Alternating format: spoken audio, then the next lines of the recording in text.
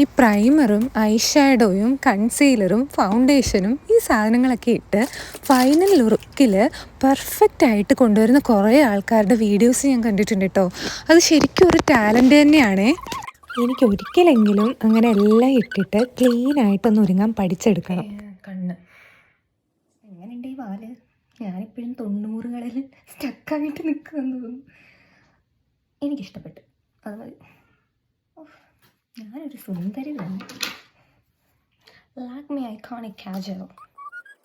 ഇനി ഇതെന്തെങ്കിലും ഒന്ന് ചെയ്യണം. സൺസ്ക്രീൻ നമ്മൾ പോകുന്നതിന് ഒരു 15 മിനിറ്റ്സ് മുന്നേ ഇടാവും. മുടി തൽക്കാലം ഇങ്ങനെ കെട്ടാം.